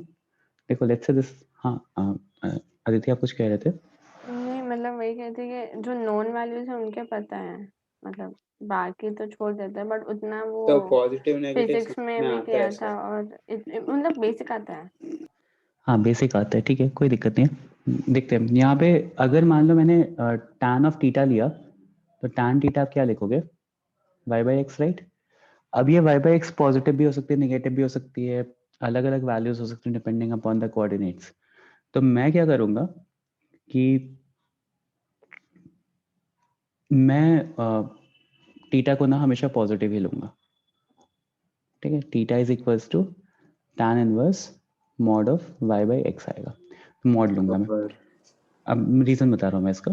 y by x का फिर सर साइन देखना पड़ेगा ना, कौन से क्वाड्रेंट में है। नहीं, यहाँ पे नहीं देखना पड़ेगा ना, इसीलिए बोल रहा हूँ। अगर पॉजिटिव ही वैल्यू लेनी है, मान लो कुछ भी हो, ठीक है, तो नहीं आपको सर, हमेशा वो थीटा, थीटा निकालने के टाइम सर देखना एग्जांपल पड़ेगा। से बताओ ना कोई। हाँ एक मिनट बेटा बता रहा हूँ, पहले ये क्लियर कर दूँ, फिर एग्जांपल भी समझ जाओगे। तो यहाँ पे मैंने क्या किया, tan theta is equals to, मान लो कोई कोऑर्डिनेट यहाँ पे होता, तब क्या होता कि थीटा ज्यादा आता ना, तो y by x आप कर रहे हो तो नेगेटिव आ जाता, तो उसको वो चीज कर हटाने के लिए मैंने ऐसा कर दिया। Now what you need to do is कि you need to remember this. Sir ये तो कब से हाँ ये तो चैप्टर के स्टार्टिंग में ही बताया। 2 पाई माइनस थीटा, अच्छा बताया, मैंने ही बताया क्या चैप्टर के स्टार्टिंग में? नहीं वो सर, ट्रिगो में पढ़ाया था, ट्रिगो में अच्छा ओके, मतलब 2-3 बार कन्वर्जन बताया करने सर। के लिए। हाँ हाँ हाँ, तो बस ये इक्वेशन चीज याद रखो। यहाँ पे हम क्या करेंगे, थीटा को पॉजिटिव ले लेंगे, y by x करके जो भी आ रहा है मॉड वैल्यू ले लेंगे। उसके बाद फिर डिपेंडिंग अपॉन कि किस क्वाड्रेंट में है, हम थीटा को ऐड या सब्ट्रैक्ट कर लेंगे। जैसे मान लो सेकंड क्वाड्रेंट में होगा तो पॉजिटिव वैल्यू आएगी तो पाई माइनस थीटा कर देंगे, थर्ड क्वाड्रेंट में तो पाई प्लस थीटा कर देंगे, जो भी थीटा की वैल्यू आएगी यहाँ से, ठीक है? क्वेश्चन के थ्रू भी मैं समझा रहा हूँ, पर इतना नोट कर लो।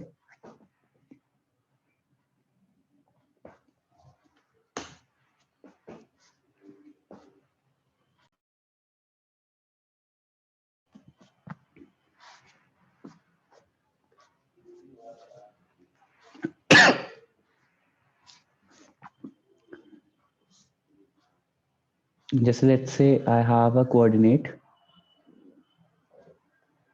-4, -4। अब मुझे r तो बहुत इजीली मिल जाएगा आपको, 4√2 आ रहा है, राइट? 4 का स्क्वायर प्लस 4 का square will be √32 which is 4√2। अब थीटा के लिए क्या कह रहा था मैं कि tan थीटा के लिए आप क्या करो, y by x कर लो, तो y by x करने पे आपको 1 मिल रहा है। यहाँ से अगर आप ध्यान से देखो तो थीटा की वैल्यू 45 आनी चाहिए, राइट? 45 आ रही है, but theta is equal to 45 तो गलत है ना, बिकॉज जो एंगल बनेगा एक्चुअली में वो क्या बनेगा, थर्ड क्वाड्रेंट में है, थर्ड क्वाड्रेंट में है, ये पूरा एंगल बनेगा, या तो फिर नेगेटिव एंगल लोगे तो ये वाला एंगल रहेगा, right? But theta is equal to 45 degree आ रहा है, दैट इज वाई हम इस टेबल का यूज करेंगे। और यहाँ पे हम क्या करेंगे, since the value the coordinate was in the third quadrant मतलब दोनों वैल्यू नेगेटिव है, एक्स भी नेगेटिव वाई भी नेगेटिव, तो वो थर्ड क्वाड्रेंट में आ रहा है। थर्ड क्वाड्रेंट में I have pi plus theta, तो यहाँ पे 45 डिग्री आ रहा है या पाई बाय 4 आ रहा है, इसमें हम क्या करेंगे, पाई प्लस पाई बाय 4 कर देंगे, 5 तो 5 पाई बाय 4 आंसर हो जाएगा। तो थीटा सर कैलकुलेशन के लिए ट्रिग्नो वाले इक्वेशन में बेसिक मेथड में ही पढ़ा था ना। हाँ बेसिक मेथड्स में पढ़ाया गया होगा ये, तो ये पहले हाँ, क्योंकि कई बार जल्दी में ना हम 45 लिख करके पाई बाय 4, क्योंकि ऑप्शन में भी होता है, तो मतलब ये तो बहुत सिंपल सा क्वेश्चन है, लेट्स से यही वैल्यू आपको लेंथी क्वेश्चंस में यूज करनी हो तो आप π/4 लेकर के यूज करना शुरू कर देते हो एंड फिर फाइनल जो आउटकम आता है वो भी ऑप्शन में होता है एंड अकॉर्डिंगली आप गलत हो जाता है आपका। बट ध्यान रखना कि ये चीज़ जो आपको बेसिक ट्रिगो में पढ़ाई भी गई थी, दिस थिंग इज वैलिड जब तक हम ITF नहीं पढ़ लेते, इनवर्स ट्रिग्नोमेट्रिक फंक्शंस नहीं पढ़ लेते, तब तक इस तरह से ही टैकल करो। तो इनवर्स में और छोटा मेथड है क्या? मतलब इनवर्स में बेसिकली हर उसके लिए आपको पढ़ा दिया जाएगा, जैसे आपको 90 प्लस थीटा एंड एवरीथिंग के लिए आपको पढ़ाया गया है, तो वहाँ पे और भी चीज़ें पढ़ाई जाएंगी।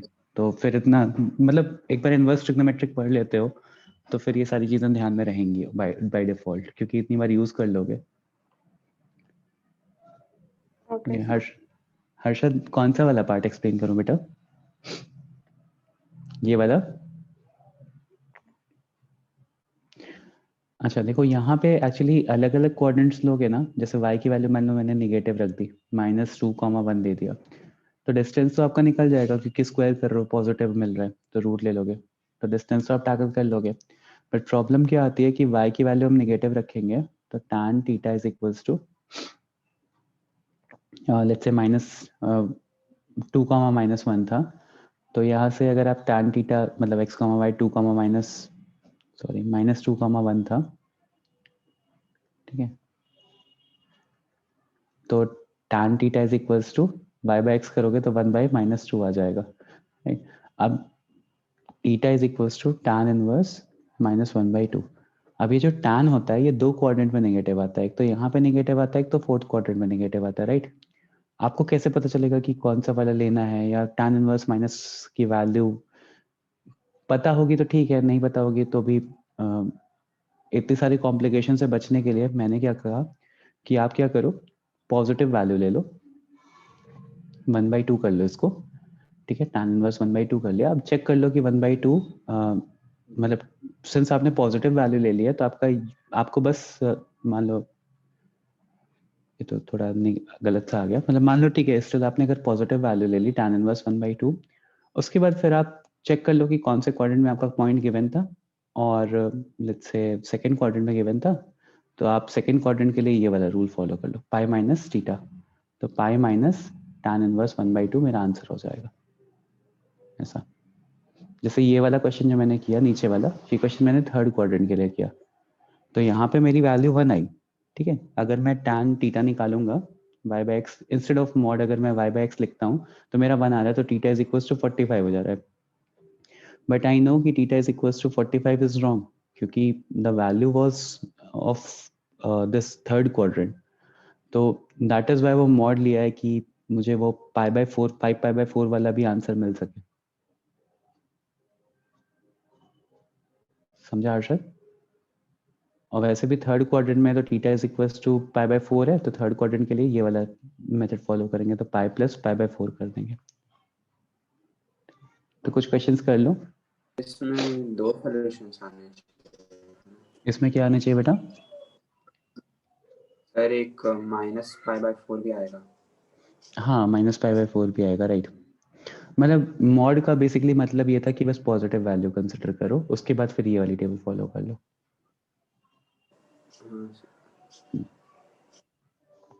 सर मान लो फर्स्ट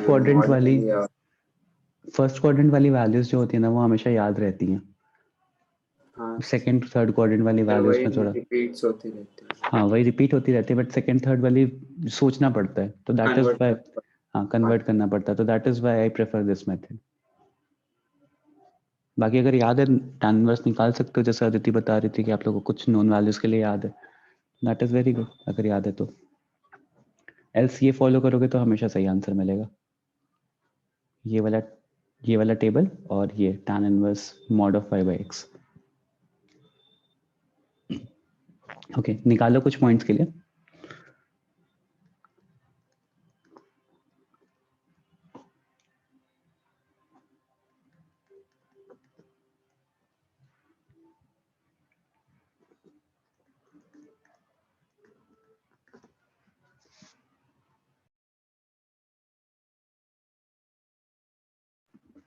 -3, 0,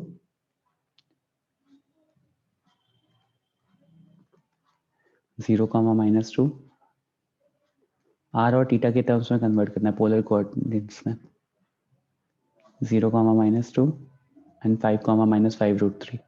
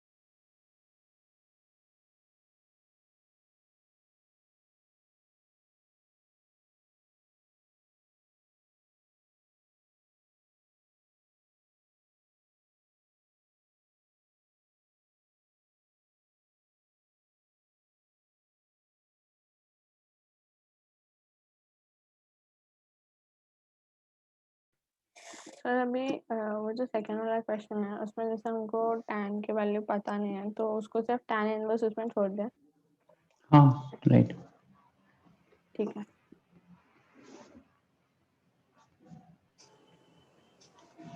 सेकंड वाले में तो tan 0 होगा। नहीं बेटा रहने दो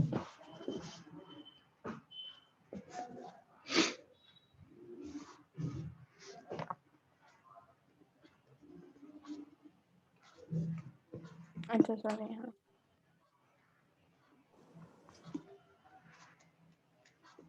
मोहित सेकंड वाला कैसे किया क्या लिखा है सेकंड वाला नहीं मैंने गलती से गलत नहीं लिख दिया अदिति आपने जरूरत नहीं है।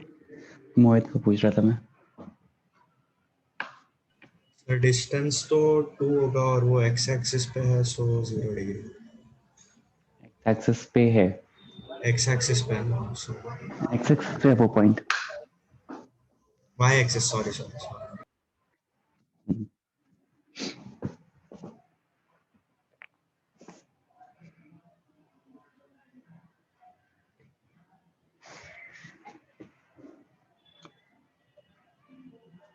सर तो फिर फर्स्ट वाला भी गलत होगा फर्स्ट वाला भी गलत है राइट हाँ सर उसमें ही कंफ्यूज ये कर दिया मैंने मिसमैच कर दिया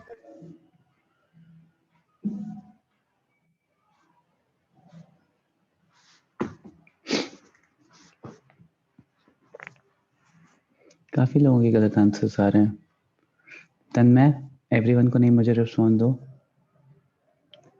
2π/3 लास्ट वाला गलत है तन्मय मोहित लास्ट वाला 3π/4 गलत है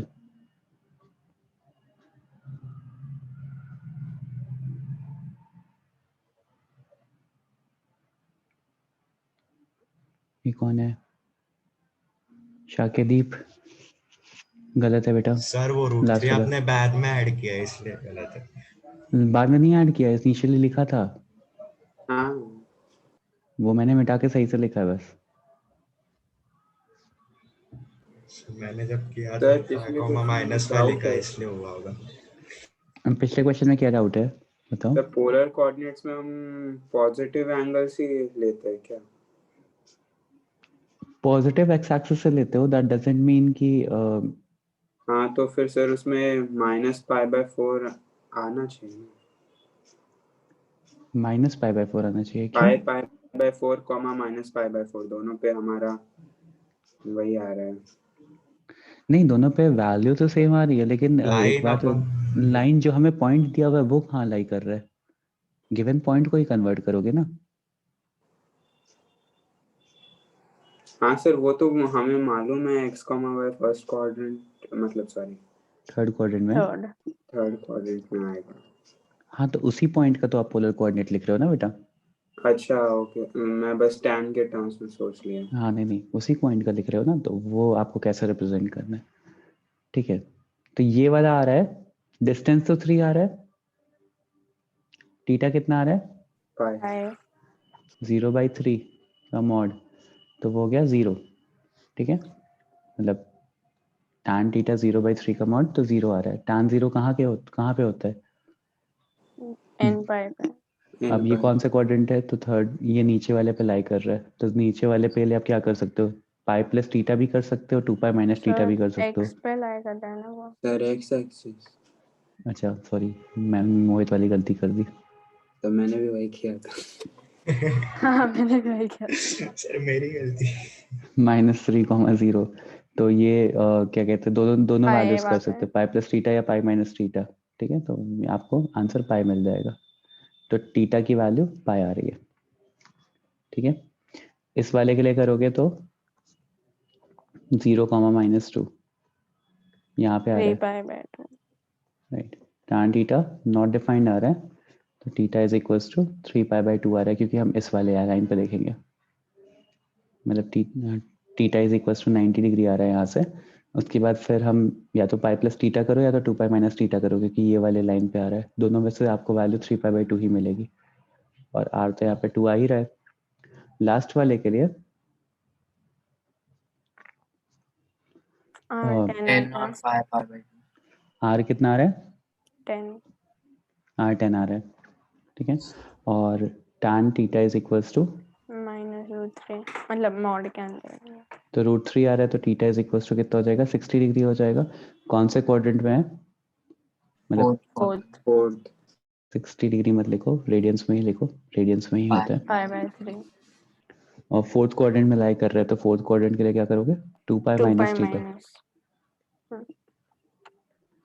तो 5π/3 आएगा। जिसने 10π/3 लिखा उसका गलत आ रहा है, ठीक है, तो मैच कर लो इसको।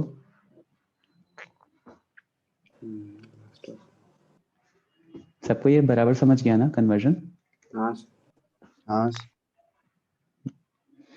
अच्छा, आप देखो किसी भी इक्वेशन को, जैसे मान लो मेरे पास एक कार्टेशियन इक्वेशन होती है, let's say x² sir minus last y वाले स्क्वायर। का थीटा बताओ एक बार वापस।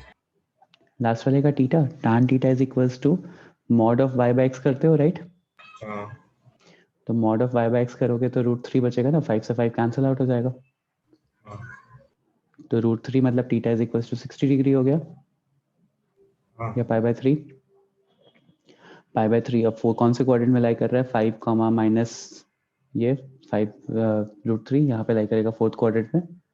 सर हम एंगल कौन सा बताएंगे, नीचे वाला बताएंगे या सेकंड, नहीं, मतलब ये वो तो भी थीटा, बता ये सकते जो हैं। थीटा निकला है ये इसके लिए निकला है ना, वो मॉड वाले पॉइंट वाले। के कोऑर्डिनेट्स देखने पड़ेंगे कौन से हाँ, इस कोऑर्डिनेट, पॉइंट के कोऑर्डिनेट्स देख करके फिर फाइनल एंगल लिखोगे, वरना tan के टर्म्स में तो ओके गलत कराएंगे। हाँ, तो ये तो आ गया। अब आपका फोर्थ क्वाड्रेंट में लाई कर रहा है, तो फोर्थ क्वाड्रेंट के लिए मैंने भी बताया 2 पाई माइनस थीटा करना होता है, तो ये आपका फाइनल आंसर आएगा। सर ये -π/3 नहीं लिख सकते? -π/3 नहीं लिख सकते? लिख सकते हो, चलेगा, लिख सकते हो, कोई दिक्कत नहीं है। Okay, now what I was saying is कि मान लो मेरे पास x², मान लो मेरे पास कोई कार्टेशियन इक्वेशन है, x² minus y² is equals to 4, और इसको मुझे पोलर फॉर्म में कन्वर्ट करना है, मतलब कार्टेशियन इक्वेशन को पोलर इक्वेशन में कन्वर्ट करना है, तो ये भी कर सकते हैं। ये कैसे करेंगे? रिमेंबर, x की जगह r cos थीटा, y की जगह r sin थीटा। जब भी मुझे कार्टेशियन से पोलर में कन्वर्ट करना होता है तो मैं यही कर रहा था ना, राइट? हाँ सर। तो यहाँ पे सर्कल का सब्स्टिट्यूट है ना करो। इक्वेशन। सर्कल के इक्वेशन में बीच अरे में प्लस होता है, प्लस होता है। हाँ हाइपरबोला है ये। ठीक है, तो यहाँ पे क्या करो, x² माइनस x² की जगह सब्स्टिट्यूट करोगे तो क्या आ जाएगा?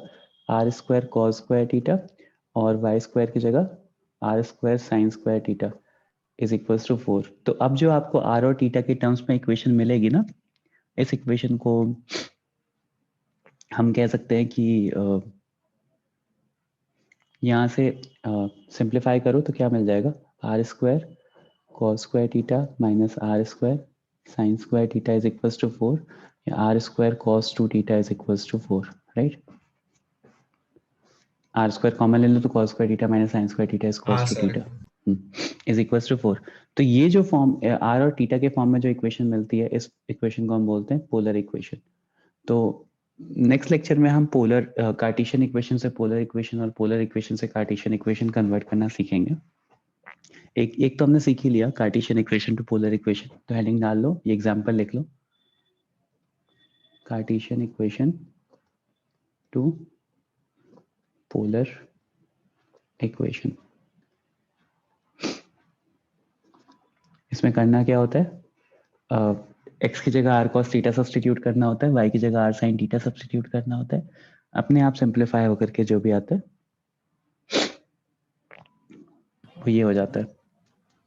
यहाँ शाकिर बताओ। सर आपको कैसे पता कि y और x का रेडियस मतलब जो आएगा वो रेडियस इक्वली होगा ओरिजिन से?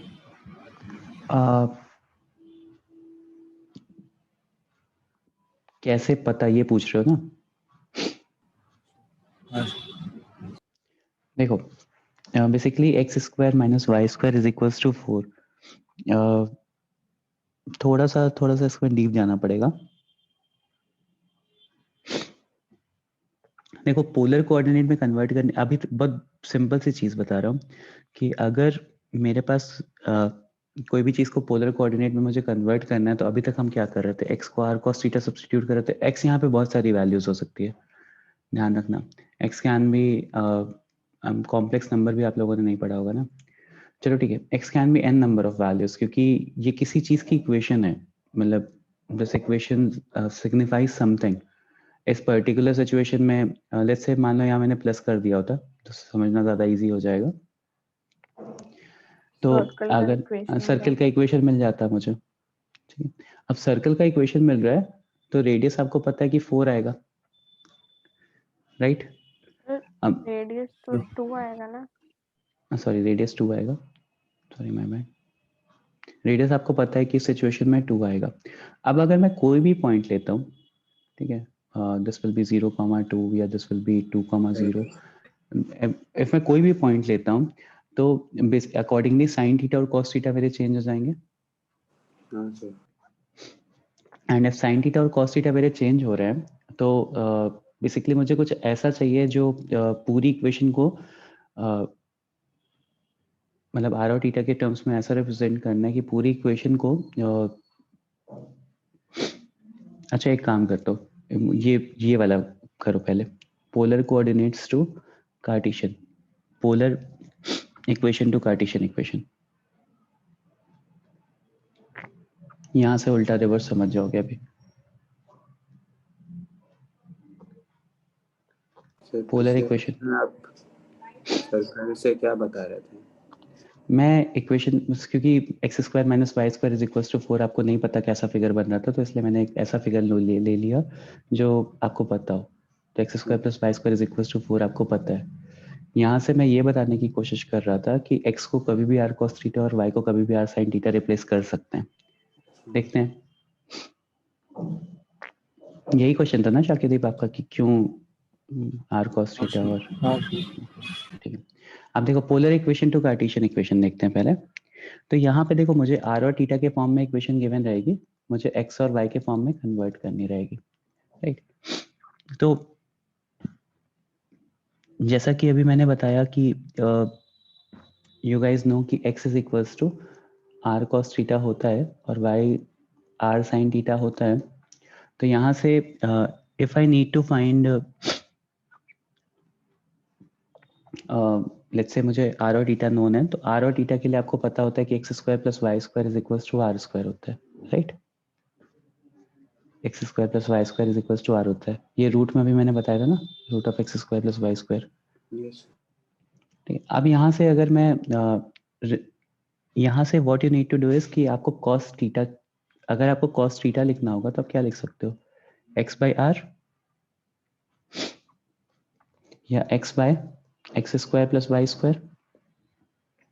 सिमिलरली अगर आपको साइन थीटा लिखना होगा तो आप क्या लिख सकते हो, y by x square plus y square, right? Sir root of x square plus y square. नहीं बेटा आर स्क्वायर कर रहे हैं ना यहाँ पे। अच्छा हाँ रूट, और यहाँ रूट रहेगा, राइट? तो x upon root of x square plus y square and y upon root of y square plus x square.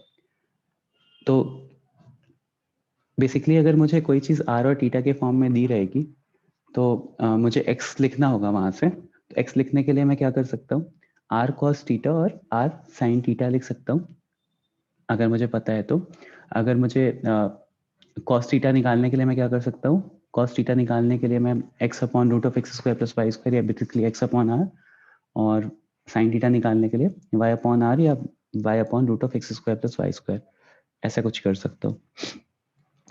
अब देखो पॉइंट वॉज कि क्यों ऐसा होता है कि लाइक अच्छा आप लोगों को एक टर्म पता है locus? Has everyone heard the term locus? Yes sir. Yes, sir. No sir. नहीं, बहुत सारे लोगों ने नहीं पढ़ा होगा। जिनको मैंने एनसीईआरटी में पढ़ाया है या जिन्होंने स्टेट बोर्ड में अपने स्कूल में पढ़ा होगा उनको शायद थोड़ा बहुत आइडिया होगा। अच्छा ठीक है, इस बारे में कल डिस्कस करते हैं क्योंकि वैसे भी टाइम हो चुका है। और मैं आप लोगों को कल लोकस बताता हूँ थोड़ा सा, और फिर मैं आपको ये ब्रीफ करता हूँ कि क्यों एक्स को आर कॉस थीटा और वाई को आर साइन थीटा रखने पे हमेशा ये चीज़ सही हो जाती है। हाँ बोलो। सर आप एक बार बस वो polar equation to Cartesian equation का एक क्वेश्चन करा दो ना तो। ठीक है, जैसे मान लो मेरे पास एक क्वेश्चन है, r is equals to cosec theta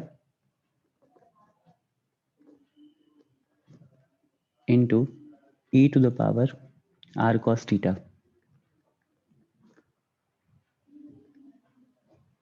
cosec theta into e to the power r cos theta, ऐसा गिवन है मेरे पास। Function e raised to x हो गया, right, y is equals to e raised to the power x हो गया ना। तो यहाँ पे मैं क्या लिख सकता हूँ इसको, r उसमें sin theta is equals to e raised to the power r cos theta लिख सकता हूँ, राइट। 1 अपॉन साइन थीटा लिख सकते हो, इसको मल्टीप्लाई हो जाएगा। r sin थीटा को आप x लिख सकते हो, सॉरी y लिख सकते हो, और r cos थीटा को आप x लिख सकते हो, तो y is equals to e to the power x हो गया।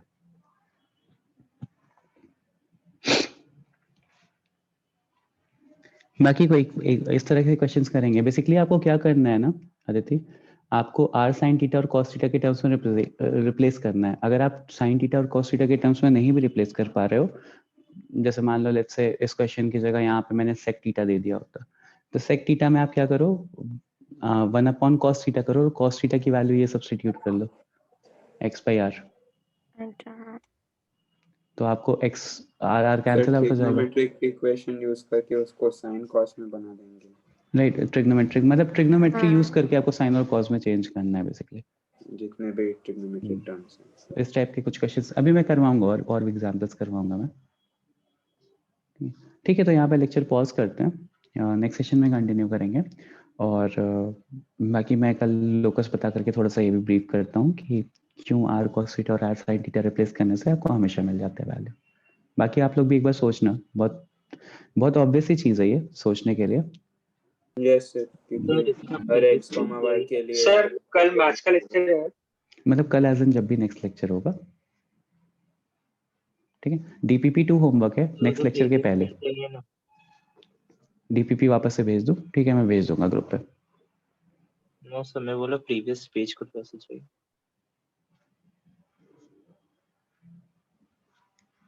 नो सर, आप जहाँ थे ना 13th पेज।